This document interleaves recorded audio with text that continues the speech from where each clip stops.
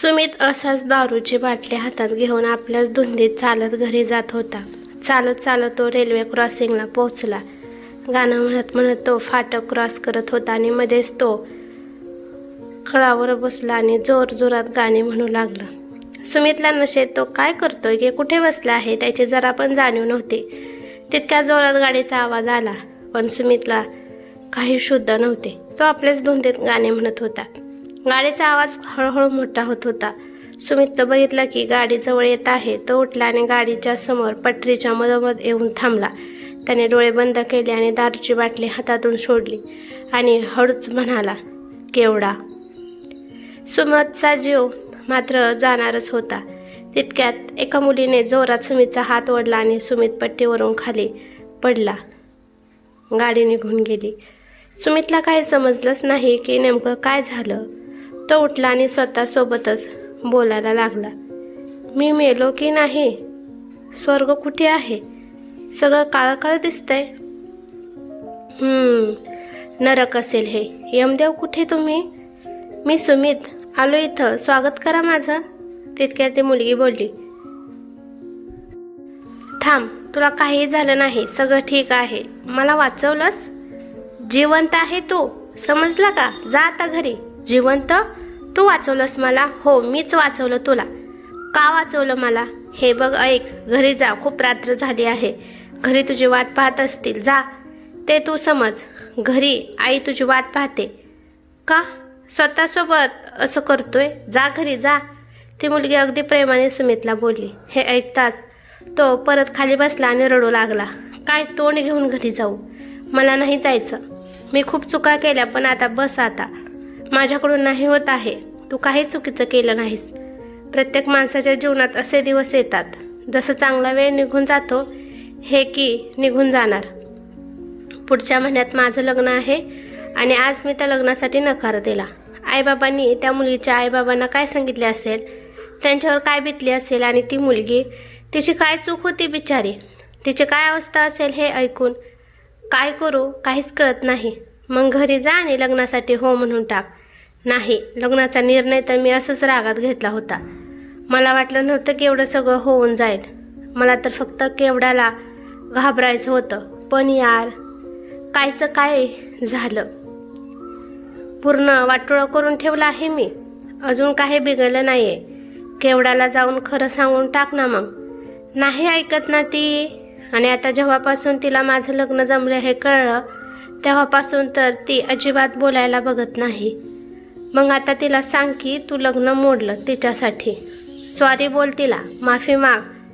ती ऐकेल का? हो ऐकेल ना. आणि आता घरी जा, आई वाट पाहते तुझी.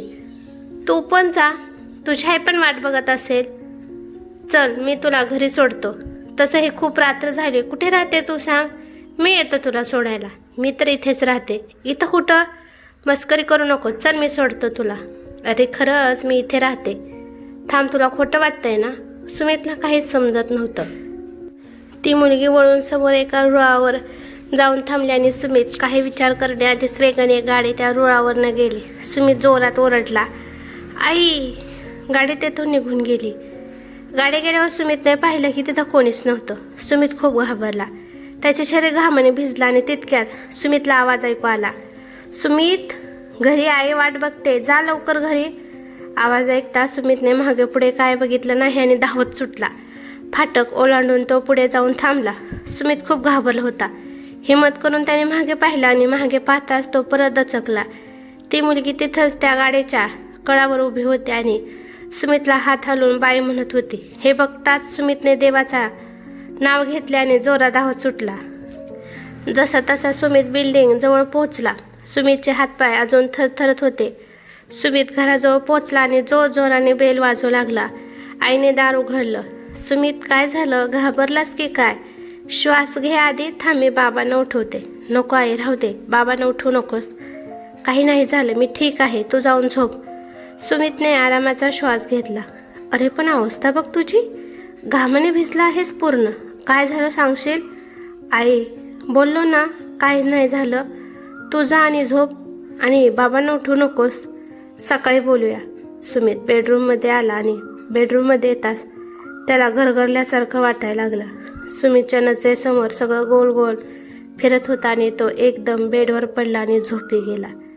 अगला station Dombivli, next station Dombivli, पुढील स्टेशन डोंबिवली. सुमित एका ट्रेनमध्ये दाराच्या जवळ टेकून थांबला होता. गाडीत अनाउन्समेंट चालू होती. पुढील स्टेशनची अगदी मरणाची गर्दी. थांबायला सुद्धा जागा नव्हती. गाडी स्टेशनवर येऊन थांबली. लोक गाडीतून उतरत होते. त्याला सुमितने त्या मुलीलाही उतरताना पाहिलं आणि अचानक सुमितला असं वाटलं की जग जणू जगच्या जागेवर थांबलं आहे. सगळे आपापल्या जागेत स्तब्ध झाले. सुमितने हळूच त्या मुलीला आवाज दिला, ए तू कोण आहेस? ती मुलगी मागे वळली आणि अचानक सगळं जसं होतं तसं झालं. गाडी परत चालू झाली, पण त्या गाडीत सुमित आणि त्या मुलीला सोडून कोणीच नव्हतं. मला नाही ओळखत तू, पण मी ओळखते तुला. कोण आहेस तू? माझा जीव वाचवलास तू. मी तुझी सोलमेट. सोलमेट? हो, मी तुझा जीव वाचवला. पण काय, तू मला घाबरतेस ना, म्हणून मी जाते. तेवढ्यात गाडीबरोबर त्या फाटकच्या इथे येऊन थांबली आणि ती मुलगी खाली उतरली. मी आहे, इथेच आहे. तुला जर कुठे नाही भेटले तर इथेच भेटेन मी. आणि सुमित एकदम अलार्माचा आवाज ऐकून उठला. नशीब स्वप्न होतं. सुमित पुटपुटला. सुमित हॉलमध्ये येऊन खुर्चीवर बसला. तितक्यात बाबांनी विचारलं, कुठे होतास रात्री? काय झालं होतं? काही नाही बाबा, सगळं ठीक आहे. ठीक तर असणारच ना. तुम्हाला कुठे 4 लोकांमध्ये तोंड दाखवायचं असतं? जबाबदारी नावाची, शिस्त नावाची गोष्ट तर नाहीच ना आपल्यात. काय? बाबा, हो माहीत आहे मला, चूक झाली माझी. बाळा, चूक नाही, खूप मोठी चूक केली आहेस तू. तितक्यात आईने बाबांना मध्येच बोलताना अडवलं.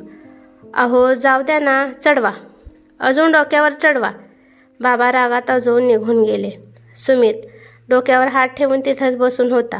आई जवळ आली आणि सुमितचा हात धरला. बाळा, हात धरताच आई मोठ्याने बोलली, सुमित काय झालं तुला बाळा? तुझं अंग तर तापले सगळं. काही नाही आई, जाऊ दे. जाऊ दे काय? जा तू जाऊन झोप. आज काय कुठे बाहेर जाऊ नकोस. मी डॉक्टरला पण घरी बोलवते. आईने सुमितला जबरदस्ती खोलीमध्ये पाठवलं आणि सुमित जाऊन झोपला. थोड्या वेळानंतर डॉक्टर आले. त्यांनी सुमितला तपासलं आणि एक इंजेक्शन दिलं. काही नाही, थोडा ताप आहे, बरं होऊन जाईल. ठीक आहे डॉक्टर. सुमित झोपूनच होता. रात्री तो जेवायलाही नाही उठला. दुसऱ्या दिवशी सकाळी सुमित उठला. आता त्याला बरं वाटत होतं. तो ऑफिससाठी तयार झाला आणि नाश्ता करून निघाला. खाली उतरताना त्याने घरातून बाहेर निघायच्या आधी आईने त्याच्या हातावर एक काळा दोरा बांधला होता आणि सुमित निरखून त्या दोरालाच बघत होता. दिवस खूप चांगला गेला. संध्याकाळी घरी येताना सुमितने हिम्मत करून केवडाला कॉल केला, पण केवडाने कॉल उचलला नाही. सुमित चालत चालत फाटकजवळ पोचला. फाटक पाहताच त्याला परवा रात्री सगळं घडलेलं आठवायला लागलं आणि अचानक त्याच्या फोन स्टोरेजचे रिंग वाजले. सुमित ते बघून खुश झाला. केवडाचा फोन होता. हॅलो केवडा? सुमितने उत्तर दिलं. कॉल केला होतास? केवडा म्हणाली. हो. कशी आहेस केवडा? ठीक आहे मी. बरं मग लग्नाची शॉपिंग कशी चालू आहे? कुठलं लग्न केवडा? ते तर मी फक्त तुला घाबरण्यासाठी बोललो होतं. खरं तर असं काहीच नाही आहे. मला घाबरण्यासाठी खोटं बोलू शकतोस, पण माझ्या घरी येऊन तू आईबाबांसोबत बोलू नाही शकत. बोलतो ना केवडा, तू बोल. आता बोलू का? का यायचं आहे तुला? नको येऊस ना, मला गरज नाही आहे. मी विसरून गेले तुला, तू पण विसरून जा. परत कधी चुकून पण कॉल करू नकोस मला. केवडा ऐक तर. केवड्याने काहीच ऐकलं नाही आणि फोन ठेवून दिला. सुमित एकदम शांत झाला आणि घरी निघून आला. रात्रीची वेळ होती. सुमित झोपला होता आणि केवडाचा विचार करत करत होता. तितक्यात त्याला परवा रात्रीचा किस्सा आठवला. ती मुलगी बोलली होती, अजून काही बिघडलं नाही, केवडाला जाऊन खरं सांगून टाक. सुमित स्वतःसोबतच बोलू लागला. नो डाऊट ती मुलगी भूत होती, पण तिने माझा जीव वाचवला, मला त्रास नाही दिला. आणि इतकंच नाही, ती बोलली पण मला की केवड्याला खरं सांगून टाक. आणि बहुतेक म्हणूनच मी आज हिम्मत केली केवड्यासोबत बोलायची. ती कोण आहे यार? तेव्हा सुमितला त्याचं स्वप्न आठवलं. जर कुठे नाही भेटले तर मी इथंच भेटेन. हे आठवताच सुमित पटकन उठला आणि फाटक जवळ गेला. सुमितला भीती पण वाटत होती, पण ती मुलगी कोण आहे, तिने सुमितला का वाचवलं, सुमितला ते माहिती करायचं होतं आणि त्यासाठी त्या मुलीचं भेटणं गरजेचं होतं. सुमित फाटक ओंडाळून त्या कळावर आला आणि इथं तिथं तिला शोधू लागला, पण ती मुलगी सुमितला कुठेच दिसत नव्हती. सुमित विचारात पडला की नेमकं काय करावं. त्याला भीती पण वाटत होती. रात्रीचा काळोख आणि त्यात रेल्वेचा फाटक. सुमितला काही सुचत नव्हतं की काय करावं. तेव्हाच तो हळूच बोलला, तू बोलली होतीस ना की भेटशील मला इथे, मी नाही घाबरत तुला. ए समोर सोलमेट. तेव्हाच एका बाजूने हळूच आवाज आला, सुमित सुमित. आवाज ऐकताच तो दचकला. त्याचे हात थरथरायला लागले. त्याच्या कपाळावर घाम फुटला आणि तो मागे फिरला.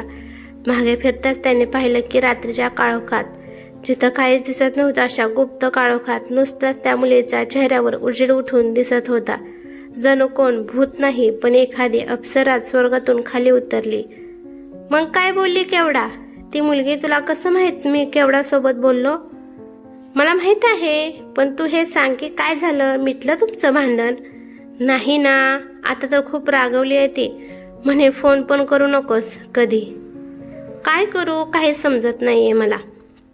एकतर बाबा नीट बोलत नाहीयेत, वरून केवढा पण. काय करू काहीच कळत नाही. हो हो धीर घे, सगळं ठीक होईल. ए बस. सुमित त्या मुलीसोबत तिथेच रुळावर बसला. अच्छा, मला एक सांग, असं काय झालं होतं की तुझं आणि केवढाचं भांडण झालं? जरा मला तुमची स्टोरी सांगशील? सुमित थोडं गालातच हसला आणि बोलला, खूप चांगलं चालू होतं सगळं. अजून पण आठवतो तो कॉलेजचा दिवस, जेव्हा पहिल्यांदा मी केवढ्याला पाहिलं होतं आणि कधी आम्ही दोघं एकमेकांच्या एवढे जवळ आलो काही कळलंच नाही. बघता बघता कॉलेजचे 3 वर्ष निघून गेले. ती पण जॉबला लागली आणि मी पण. प्रत्येक रविवारी आम्ही ठरवून भेटायचो. मूव्ही डिनरसाठी. खूप मस्त चालू होतं. मग एवढं चांगलं चालू असताना का भांडलास तिच्यासोबत? ती मुलगी म्हणाली. त्या दिवशी मी तिला लग्नासाठी प्रपोज केला आणि ती म्हणाली की सुमित तिच्या आणि केवढाबद्दल त्या मुलीला सांगू लागला. सुमित, माझं तुझ्या खूप प्रेम आहे, पण मी घरी नाही सांगू शकत. मला भीती वाटते. मला नाही वाटत की बाबा आपल्या लग्नासाठी परवानगी देतील. प्लीज जसं चालू आहे तसं चालू दे. केवढा म्हणाले, आज ना उद्या तुला बाबांना सांगावंच लागेल ना. आपण आयुष्यभर तर असं नाही जगू ना शकत. 4 वर्ष झाले आपल्या रिलेशनशिपला. आपण पुढचा विचार केला पाहिजे. सुमित प्लीज. पण मी कधी पुढचा विचार केलाच नाही. केवढा तू हे काय बोलतेस? आज झाले काय तुला? सुमित प्लीज, सीन क्रिएट करू नकोस. प्लीज केवढा, सीन मी नाही क्रिएट करत, तू करतेस. सुमित, माझ्यात हिंमत नाही आहे खरंच, आणि मी त्यासाठी काहीच नाही करू शकत. प्लीज जबरदस्ती करू नकोस. जबरदस्ती? जर असंच करायचं होतं तर मग इतके वर्ष का अडवून ठेवलंस मला? का असे प्रेमाचे स्वप्ने दाखवलेस? सुमित, ती स्वप्ने मी पण बघितली आहेत तुझ्यासोबत, पण तुला ते पूर्ण नाही ना करायचे. हे ऐकून केवढा गप्प बसली आणि पुढे काहीच बोलली नाही. मीही पुढे काय बोललो नाही ना, तर केवढा काय बोलली आणि तसाच तिथून निघून गेलो. 2 दिवस निघून गेले. केवढाचा काही फोन नाही आला. तेव्हा मी समोरून कॉल केला. हॅलो केवढा. बोल. 2 दिवस झाले काहीच कॉल नाही, मेसेज नाही. काय झालं? ठरवून घेतलंस का? हा ब्रेकअप? इतकं ऐकताच केवढा अगदी रागात बोलली. हो ठरवलंय. तुला वाटतंय ना? तर हो, करायचं आहे मला ब्रेकअप. नाही राहायचं मला अशा व्यक्तीसोबत जो मला समजून घेत नाही. इतकं सांगून केवढ्याने रागात फोन ठेवून दिला. मला काहीच कळत नव्हतं की काय चाललंय, पण इतकी खात्री होती की केवढा आता नाही भेटणार. बघता बघता 1 महिना निघून गेला. मी खूप प्रयत्न केले, पण शेवटी एकच उत्तर मिळालं. सुमित, तुला कळतं का नाही, मी नाही आहे रेडी लग्नासाठी. मग हे प्रेम, हे सगळं काय टाइमपास होतं? तुला जे समजायचं आहे ते समज, मला फरक पडत नाही. मी त्यापुढे केवढासोबत बोलण्याचा प्रयत्न पुढे केला नाही. याचमध्ये केवढाने भरपूर प्रयत्न केले माझ्यासोबत बोलण्यासाठी. मग मी ते नेहमी टाळत गेलो आणि 2 महिन्यानंतर शेवटी केवढाला भेटायला तयार झालो आणि ते दोघे भेटलो.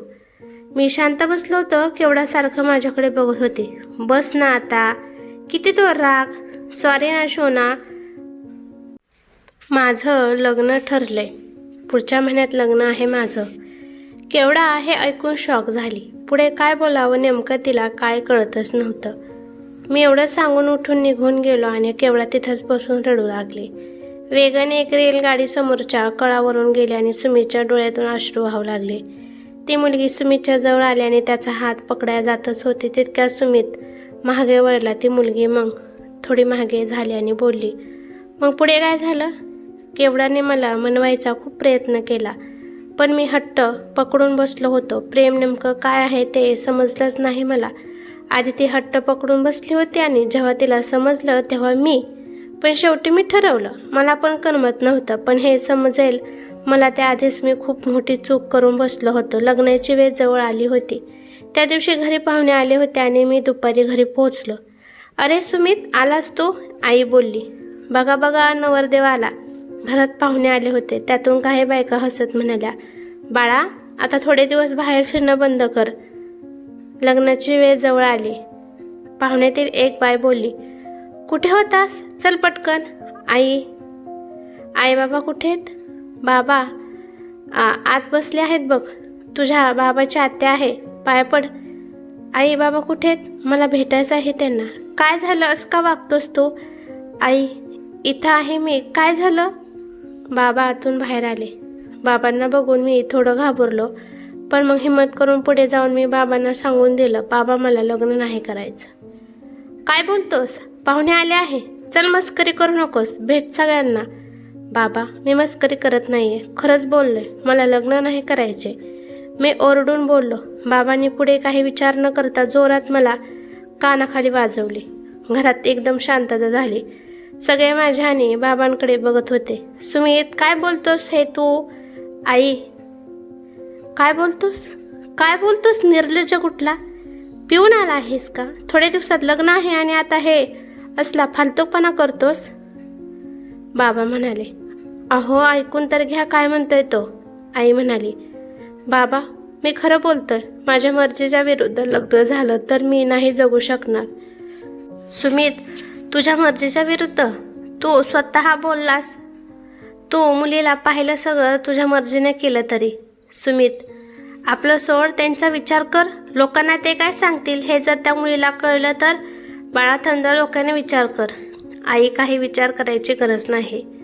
तुझी मर्जी असो किंवा नसो, तुला लग्न करावे लागेलच. बाबा म्हणाले, बाबा मी लग्न नाही करणार. सुमित म्हणाला, मग निघ माझ्या घरातून, निघ.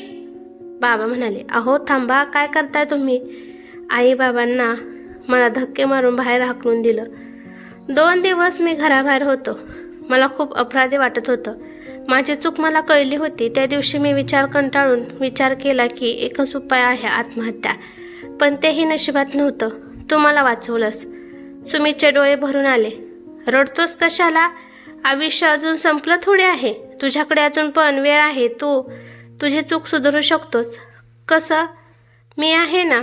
जा तू घरी आणि बघ, उद्यापर्यंत सगळे तुझे प्रॉब्लेम सॉल्व्ह होऊन जाईल. पण कसं? माझ्यावर विश्वास ठेव. ऐक, मला परत भेटायला येशील ना? त्या मुलीने विचारले. हो नक्कीच येईल मी. चल माझ्या ट्रेनची वेळ झाली. असं म्हणत ती मुलगी रुळाच्या मधोमधत चालत होती आणि चालता चालता ती अदृश्य झाली. सुमित मग घरी गेला आणि झोपी गेला. सकाळी झोपेतून उठल्यावर आज दिवस चांगला जाऊ दे देवा, सुमित असं म्हणत म्हणत मोबाईल हातात घेतला आणि मोबाईलमध्ये बघताच आनंदाने नाचू लागला. केवढ्याचा मेसेज आला होता, दुपारी भेट मला. सुमितला तेव्हा आठवलं, ती मुलगी बोलली होती तुझे सगळे प्रॉब्लेम सॉल्व्ह होऊन जातील. सुमित गालातल्या गालात हसला आणि लगेच केवढ्याला भेटण्यासाठी निघाला. सुमित केवढ्याच्या ऑफिस खाली येऊन तिची वाट पाहत होता. 3 तास झाले पण केवढा आलीच नाही. तिचा फोनही लागत नव्हता. सुमित सारखा इकडून तिकडे चक्रा मारत बसला होता. तेव्हाच त्याची नजर केवढ्यावर पडली.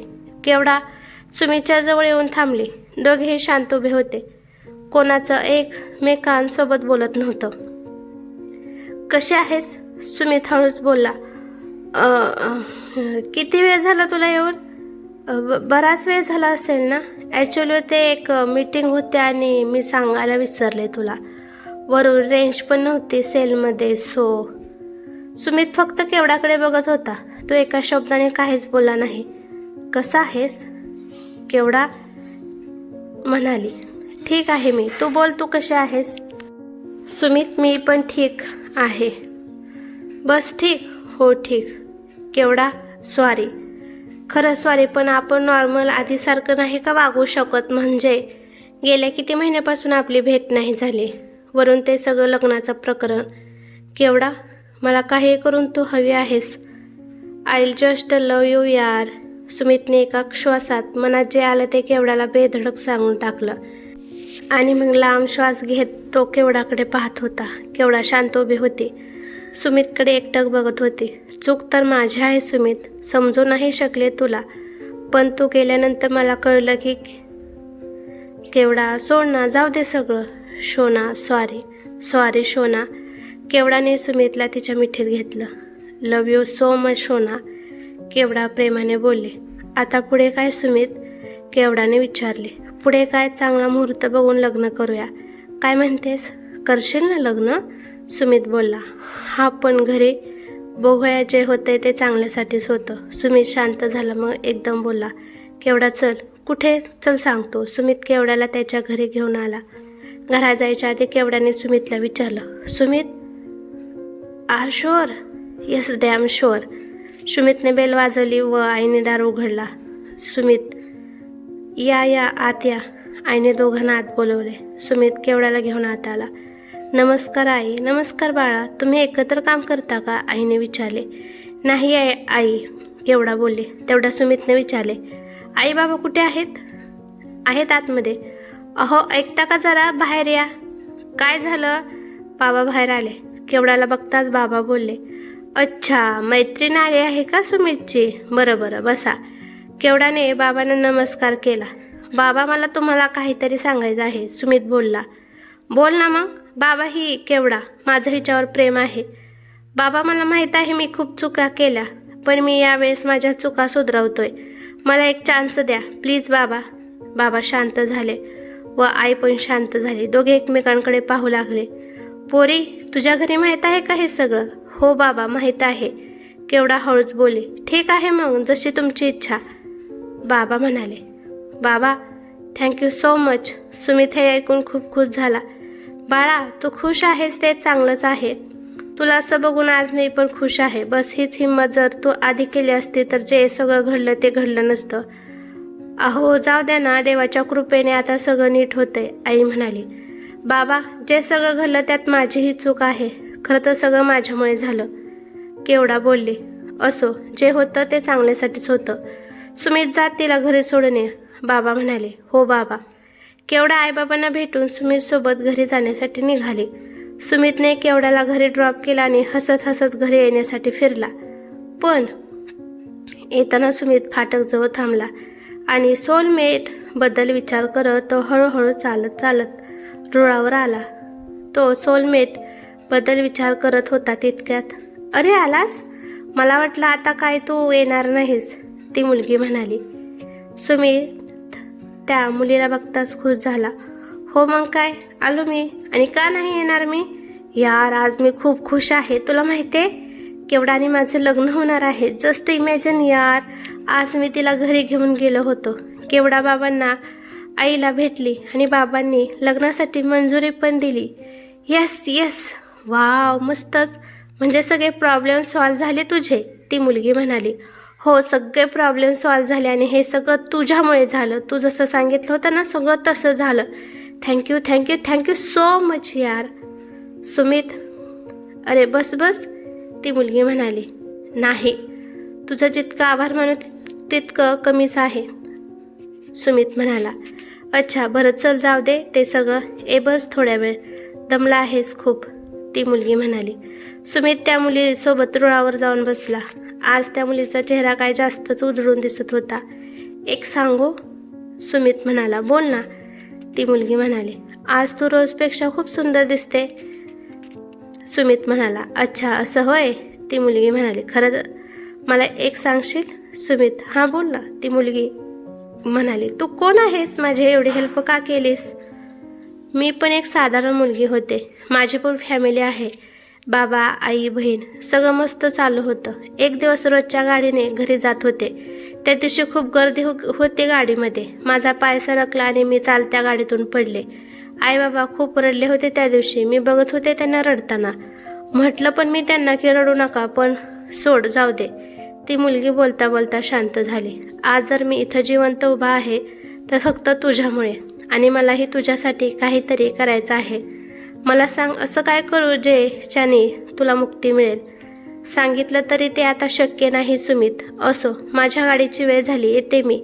ती मुलगी उठून जाऊ लागली तेव्हाच अचानक मागे फिरली आणि बोलली, जर तुला माझ्यासाठी काय करायचं आहे तर माझं हे काम करशील? हे ऐकून सुमित झटकन उठला. हो, मग काय करेन ना, तू सांग फक्त काय ते, सुमित म्हणाला. पण आधी मला प्रॉमिस कर की ते काम झाल्यानंतर तू मला शोधत इथं परत येणार नाही. का असं? म्हणजे तू? हो, बघ जर करू शकतो तर. सुमितने थोडा विचार केला आणि मग बोलला, ठीक आहे, नाही येणार मी, पण तुला कधी विसरणार नाही मी. माझ्या हृदयात नेहमी तुझी वेगळी जागा राहणार. त्या मुलीने सुमितच्या डोळ्यात अगदी प्रेमाने बघितला आणि मग बोलली, तू इन्शुरन्स ऑफिसमध्ये काम करतोस ना? हो, मी माझ्या नावावर इन्शुरन्स पॉलिसी काढली होती, पण ती अजून बाबांना मिळाली नाही आहे. बस तेवढी एक मदत कर. माझे बाबा खूप अडचणीत आहेत. बस एवढंच. जितकं होईल तितकं लवकर घरी चेक पाठवून देणार मी. काळजी करू नकोस. बरं, या निमित्ताने तुझं नाव तरी कळेल आज मला. रोहिणी, ती मुलगी म्हणाली. म्हणजे ही आपली शेवटची भेट आहे. हो, पण घाबरू नकोस, मी आहे तुझ्यासोबत, रोहिणी म्हणाली. रोहिणी, असं का झालं? सुमितने प्रश्न केला. रोहिणी सुमितकडे बघून हसली आणि बोलली, उत्तर लवकर मिळेल. इतकं सांगताच रोहिणी पुढे चालू लागली आणि चालता चालता ती अदृश्य झाली. सुमितला काहीच कळलं नाही की रोहिणी असं का बोलली. सुमित हळू स्वरात प्रेमाने बोलला, रोहिणी. सकाळी सुमित ठरवल्याप्रमाणे लवकर ऑफिसला गेला आणि रोहिणीची फाईल त्याने मागून घेतली आणि त्यावर कामाची सुरुवात केली. सगळं करता करता दुपार झाली. तेव्हा सुमितच्या मोबाईलची रिंग वाजली. केवडाचा फोन होता. हॅलो, बोल. बिझी आहेस का? हो, थोडं. काय झालं, बोल ना. काही नाही, तुझ्या ऑफिसच्या खाली उभी होती. फ्री असल्यास तर कॉफी प्यायला जाऊया. बरं, ठीक आहे, येतो मी 10 मिनिटात. केवडा सुमितला कॉफी हाऊसमध्ये घेऊन आली. दोघे पण बसले होते तेव्हाच केवडाने विचारलं, सुमित, काय झालं? तू इतका शांत का आहेस? सुमित बोलला, काही नाही, शांत कुठे मी. अच्छा, बरं. केवडा, एक विचारू? अचानक मध्ये काल खूप काही घडलं ना? अच्छा, बरं, आठवलं. काल तू बोललीस की तुझ्या घरी माहीत आहे. हे कधी झालं? केवडा थोडी लाजली आणि बोलले, परवा जेव्हा तुझा कॉल मी कट केला, आई मागे उभी होती. आईने आपलं फोनवरचं बोलणं ऐकलं. मग जेव्हा आईने मला विचारलं तेव्हा मी सगळं आईला सांगितलं. इनफॅक्ट तुला माहीत आहे, आई सगळं ऐकून खूप इम्प्रेस झाली. शेवटी आईच्या बोलण्यावर मी तुला हिम्मत करून मेसेज केला आणि भेटले. रोहिणी, सुमित मध्येच बोलला. केवडा म्हणाले, काय बोलते? त्यावर सुमितचं लक्ष नव्हतं. काय बोललास? रोहिणी? ही कोण आहे रोहिणी? केवडा म्हणाली, काही नाही केवडा, ऐक, मला एक अर्जंट काम आहे, मी निघतो. संध्याकाळी भेटूया. सुमित तेथून उठून निघून गेला. सुमित फटाफट ऑफिसमध्ये आला आणि रोहिणीची फाईल घेऊन तो सरांच्या केबिनमध्ये गेला. सर, मे कमिंग? हां, कमिंग. Sure sir. आज सकाळपासून या एका फाईलवरच काम करत होता तुम्ही. काय झालं? एनिथिंग पर्सनल या वाट? Yes sir. ही माझी जवळची मैत्रीण होती. सर, 2 महिन्यापासून अडकली आहे ती file. So okay, let me check. Sumit file ठेवून निघून गेला आणि संध्याकाळपर्यंत चेक रेडी झाला. जास्तीचा चेक हातात आला. सुमित खूप खुश झाला. आता उशीर अजून नको करायला, मीच जाऊन चेक देऊन येतो स्वतः. सुमितने मनातच ठरवलं आणि सुमित रोहिणीच्या घराचा पत्ता घेऊन निघाला. 4:30 झाले होते.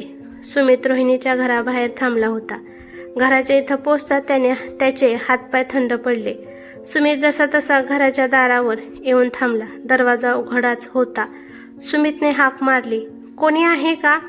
रोहिणीची छोटी बहीण तितक्यात आली. हां, 1 मिनिट. पण तिने जसं सुमितला बघितलं ती बोलली, तुम्ही? आणि ओरडून तिने बाबांना हाक मारली. बाबा? सुमित शॉक झाला की ही त्याला कशी ओळखते. तुम्ही मला कसं ओळखता? सुमित तितक्या रोहिणीचे बाबा तिथं आले. रोहिणीच्या बाबांनी जसं सुमितला बघितलं आणि बोलले, तू इथं, तुझी हिंमत कशी झाली इथे यायची, निघ येथून. अरे काका, तुम्ही काय बोलताय, ऐका तर. पण रोहिणीचे बाबा काहीच ऐकत नव्हते. सुमितला त्यांनी धक्के मारून घराच्या बाहेर काढलं आणि दार बंद करून टाकलं. सुमितला काहीच समजत नव्हतं की काय करावं. जे काही घडत होतं त्याला काहीच कळत नव्हतं की काय आणि का होतंय. सुमितने पॉलिसीचा चेक दाराच्या खालून आत टाकला आणि खाली उतरला. काय कसे लोक आहेत, सुमित असं म्हणत जात होता तेवढाच केवडाचा फोन आला. कुठे आहेस तू, कधीची वाट बघते मी. केवडा, ऐक, घरी जा, उद्या भेटूया, जरा कामात आहे मी. कामात म्हणजे कुठे आहेस, केवढा बोलतच होते आणि सुमितने तेथून फोन ठेवून दिला. सुमित जे काही आता झालं त्याचा विचार करत होता तेव्हाच त्याला बाबांचा फोन आला. हॅलो, हां बाबा बोला. सुमित, कुठे आहेस तू, मूर्ख कुठला, एवढं सगळं करून तुझं पोट भरलं नाही का. बाबा काय झालं, तू रोहिणीच्या घरी का गेला होता. हो बाबा, मी ते बाबा. एक मिनिट, तुम्हाला कसं माहीत मी रोहिणीच्या घरी गेलो होतो. रोहिणी, ओह शेट. सुमितने फोन ठेवला आणि एका क्षणासाठी शांत झाला. सुमितला घाम फुटू लागला, त्याचे हात पाय थंड पडले, अचानक घसा पण सुकला. नो नो नो यार. सुमित पटकन फाटकजवळ पोचला आणि रुळावर येऊन जोर जोराने ओरडू लागला, रोहिणी रोहिणी. तेव्हा समोरून गाडी आली. सुमित स्वतःला वाचवण्यासाठी फिरला आणि पाय सरकून तो रुळाच्या दुसऱ्या बाजूला पडला. गाडी वेगाने निघून गेली. सुमित रडू लागला. जसं तसं उठून उभा राहिला आणि परत जोरात तो ओरडला, रोहिणी प्लीज यार, रोहिणी. सुमितच्या डोक्यावरून रक्त येत होतं. तो रडत रडत जोर जोरात रोहिणीला हाक मारत होता. इथे एक बाजूने गाडी जात होती पण रोहिणी काय आली नाही. सुमित डोक्यावर हात ठेवून तिथेच बसला. घरून सारखा फोन येत होता.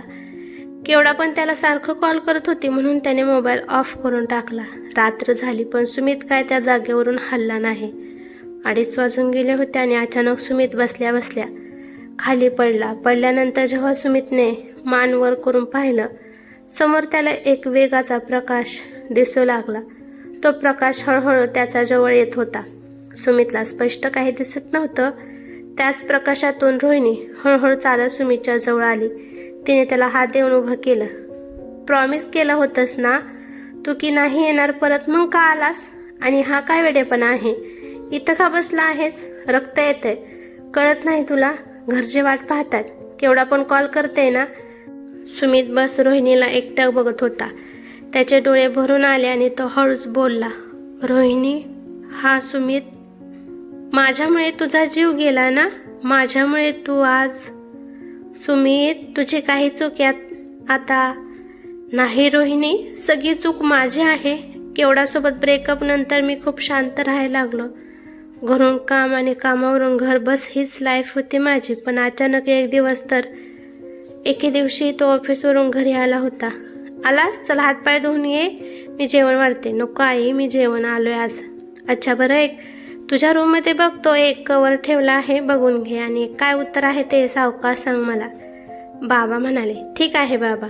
सुमित त्याच्या खोलीमध्ये गेला. बेडवर समोरच तो कवर होता पण त्याने तो उघडून बघितलाच नाही. त्यात रोहिणीचा फोटो होता. सुमितने कवर उचलल्याने रागात तो कवर डस्टबिनमध्ये फेकून तसा झोपला. सकाळ झाली. सुमित जसा बेडरूममधून बाहेर आला. काय मग, हो म्हणायचं की नाही. बाबा म्हणाले, कसलं बाबा काय.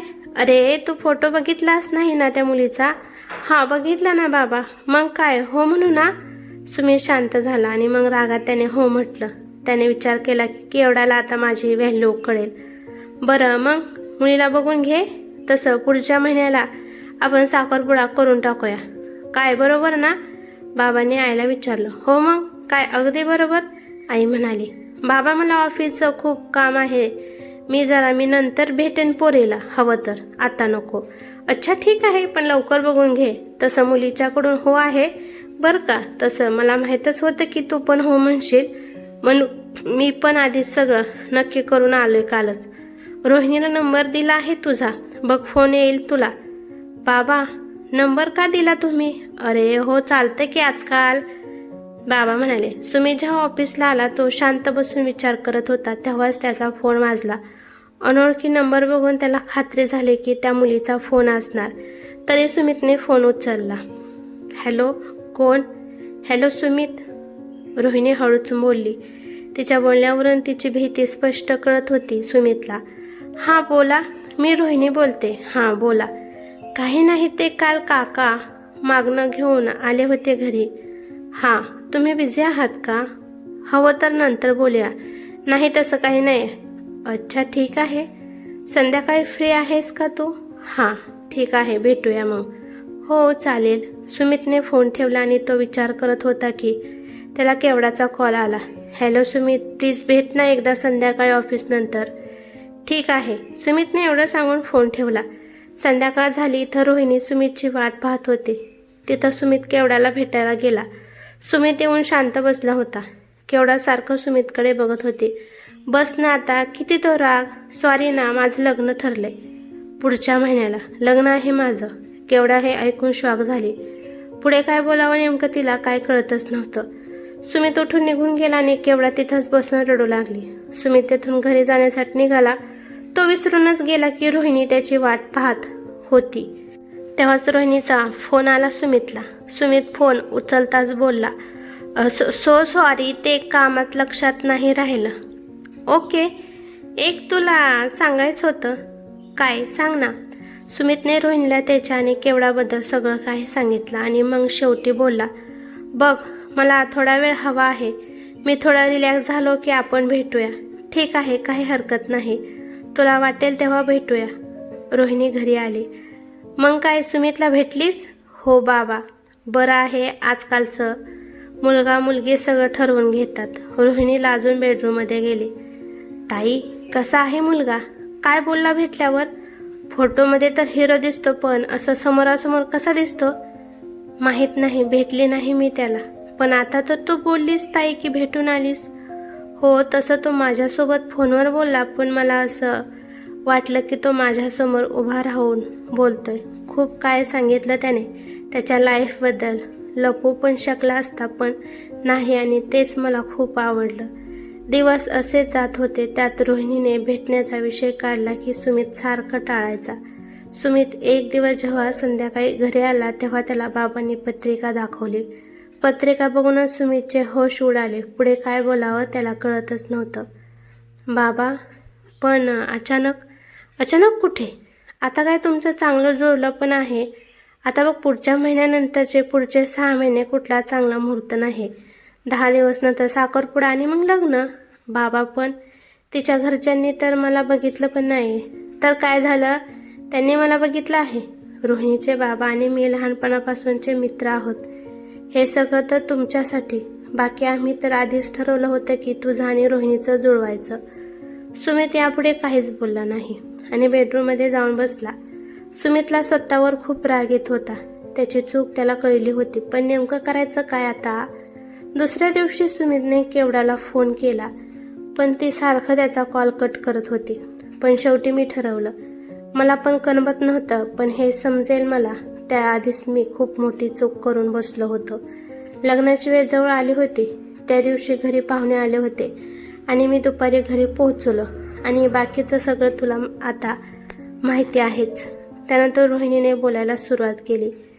या 2 दिवसात काय घडलं ते तुला माहीत नव्हतं. सुमित, मी खूप खुश होते. सगळं खूप लवकर झालं. तुझं असं भेटणं, मग लग्न. पण कोणाला ठाऊक होते की सगळं टेम्पररी होतं. त्या दिवशी मी कामावरून घरी जात होते तेव्हाच बहिणीचा कॉल आला आणि मग मला कळलं की तू लग्नाला नकार दिलास. खूप वाईट वाटलं, पण तो आधी पण कधी लग्नासाठी होकार दिला नव्हता. पण मला खूप धक्का बसला हे ऐकून. मी हेच विचार करत त्या दिवशी गाडीत चढले. सारखं डोक्यात हेच चालू होतं. मी दारावर थांबले होते. विचारामुळे डोकं खूप भारी झालं होतं. तेव्हाच परत बहिणीचा फोन आला की आईला हॉस्पिटलला घेऊन गेले आहेत. पाहुणे सगळे निघून गेले. बाबा पण खूप टेन्शनमध्ये आहेत. ताई, तू लवकर ये. तेव्हाच अचानक माझा पाय सरकला आणि मी गाडीतून पडले. इथंच जिथं तू पडलास, मला पण तिथेच लागलं जिथं तुला लागलं आहे. तुला वाचवण्यासाठी मी होते, पण मला वाचवण्यासाठी कोण नव्हतं. रोहिणी, माफ कर मला. सुमित असं म्हणत तिच्या पायात पडला. हात जोडून रडू लागला. चुकी जितकी तुझी आहे तितकीच माझी पण आहे. मी पण विचार करायला हवं होतं, थांबायला हवं होतं. पण सोड, आता काय फायदा विचार करून, हे मला आधी करायला हवं होतं. रोहिणीने सुमितचा हात धरला आणि त्याला कळावर खाली बसवला आणि येऊन त्याच्या बाजूला बसली. सुमित, काही वस्तू आपल्या हातात नसतात, ते फक्त होऊन जातात. तू विचारत होतास ना की माझी काय इच्छा आहे. हे ऐकता सुमित रोहिणीकडे पाहू लागला. मला जगेपर्यंत तुझ्यासोबत राहायचं होतं, तुझ्या मिठीत. कारण ज्या दिवशी तू माझ्यासोबत पहिल्यांदा बोललास तेव्हाच मला तुझ्यासोबत प्रेम झालं आणि मी तुझा जीव नाही, माझ्या प्रेमाला वाचवलं. मी अपूर्ण आहे सुमित, पण माझं प्रेम पूर्ण आहे. सुमित, बस आता, पुढे काय विचार करू नकोस आणि काही बोलू नकोस. बस, जे काय आज झालं ते सगळं इथं सोडून घरी जा. रोहिणीने प्रेमाने सुमितच्या चेहऱ्यावर हात फिरवला आणि दुसऱ्या क्षणी ती अदृश्य झाली. सुमित घरी आला. अरे, हे काय झालं? फोन पण बंद आहे तुझा. अरे, हे रक्त कसं काय झालं? अहो, ऐकता का? आईने बाबांना हाक मारली. सुमित, हे काय झालं? बाबा म्हणाले. काही नाही बाबा, बस ते ॲक्सिडेंट झालं. बस थोडंसं लागलं आहे, जास्त काही नाही. सुमित म्हणाला. काय जास्त नाही लागलं? रक्त बघतो. आई म्हणाली. आई बाबा बोलत होते. आईने जखम पुसून त्यावर पट्टी बांधली. पण सुमित नुसतं रोहिणीच्या विचारात होता, त्याला दुसरं काहीच ऐकू येत नव्हतं. सुमित उठून बेडरूममध्ये येऊन झोपला. गाडीच्या हॉर्नचा आवाज ऐकू येत होता. तो रुळावर धावत होता आणि गाडी त्याच्या मागे वेगाने धावत होती. सुमित घामाघूम झाला होता.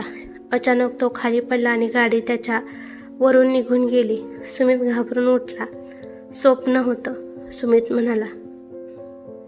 बघ, केवढा आली आहे. हो, आलो आई. सुमित बाहेर आला. सुमित, काय झालं अचानक, कसं सगळं? सकाळी कॉल केला होता मी, तू झोपलास. आईने फोन उचलला आणि कळलं की असं झाले. आता सांगशील नक्की काय झालं? केवढा बोलली. काही नाही ग, ते काल येताना एक गाडीसोबत टक्कर झाली म्हणून थोडं लागलं. बस, सोडतो. बस, मी फ्रेश होऊन येतो. दुपार झाली. आई, मी निघते. थांब, मी येतो सोडाय. सुमित म्हणाला. काही नको, मी जाते, तू आराम कर. केवढा, अगं ऐक, येतो मी. नको म्हटलं ना. बस मग. केवढा घरी निघून आली. दिवस असे जात होते. त्या दिवसनंतर सुमित खूप शांत झाला. सारखं तो रोहिणीच्या विचारात असायचा. रात्रंदिवस फक्त हेच विचार करत बसायचं की रोहिणीसाठी काय केलं पाहिजे. पण त्याला काही सुचत नव्हतं. एक दिवस सुमित केवढासोबत बसला होता. केवढा कधीची बडबड करत होती. मध्ये सुमित बोलला. रोहिणी. सुमित, काय बोललास तू? केवढा म्हणाले. सुमित काय बोलेन त्याआधीच केवढा बोलले. बघ सुमित, काय आहे ते स्पष्ट सांग. गेल्या काही दिवसात मी बघते की तुझं बोलणं वागणं बदललं आहे. नेहमी तू कसला तरी विचार करत असतो. सांग ना मला, काय झालं आहे? सुमित केवढ्याला बघत होता आणि बघता बघता रडू लागला. केवढा सुमितला असं रडताना बघून बोलली. हे सुमित, अरे काय झालं, रडतोस का? सुमित, शांत हो. सुमित केवढ्याला मिठीत घेऊन खूप रडला. केवढा, मला काही सुचत नाही की काय करू. सुमित, सांगशील काय झालं आहे? केवढा, मला ना असे वाईट विचार येत असतात. सारखे असे स्वप्न येतात की मी रेल्वेच्या पुढे धावते आणि गाडीने मला उडवलं. सुमित, बघ, काही नाही होणार. तसं मी आहे ना सोबत. असं काहीच होणार नाही. शांत हो, शांत. त्या दिवसानंतर सुमितने कधीच तो विषय कोणासमोर काढला नाही. पण त्याच्या मनातून ते सुटलं पण नाही. बघता बघता लग्नाची वेळ आली. आज सुमित आणि केवढाचं लग्न होतं. अगदी थाटामाटाने लग्न झालं आणि केवढा सुमितच्या घरी आली. रात्रीचे 2:30 वाजले होते. केवढा झोपली होती. सुमितला सारखं रोहिणीचा विचार येत होता. सुमित उठला आणि घराबाहेर निघून आला. सुमित रोहिणीला भेटण्यासाठी रुळाजवळ आला. रोहिणी तिथेच बसली होती. आलास? मला वाटलंच होतं की आज येशील तू. Congratulation Sumit, happy married life. Thank you Rohini, तू नसतीस तर हे शक्य झालं नसतं. पण तुला अजून मुक्ती मिळाली नाही. मी असं काय करावं म्हणजे तुला मुक्ती मिळेल? सुमित म्हणाला. तू माझं प्रेम आहेस आणि माझ्या प्रेमाला त्याचं प्रेम मिळाले यातच मला समाधान आहे. तू आता जास्त काय विचार करू नको. मला मुक्ती मिळाली आहे. तू येण्याची वाट मी बघत होते. तू आलास, आता मी मोकळी जायला. तुला सुद्धा थँक्यू. तुझ्यामुळे मी पण यातून मुक्त झाले आणि आता केवढ्यासोबत सुखाने संसार कर. निघते मी, काळजी घे, बाय. इतके बोलून रोहिणीचा प्रकाश आकाशाच्या दिशेने गेला. सुमित तेच पाहत होता. पहाट झाली. सुमित पाणवलेल्या डोळ्याने घरी आला. केवढा अजून झोपली होती. तिच्या कपाळावर त्याने किस केले व तो झोपी गेला. आणि मग केवढा सुमितचा संसार चालू झाला. ही कथा कशी वाटली ते मला कमेंट करून नक्की सांगा. कथा आवडली तर लाईक शेअर नक्की करा आणि चॅनेलवरती नवीन असाल तर चॅनेलला सबस्क्राईब करा. धन्यवाद.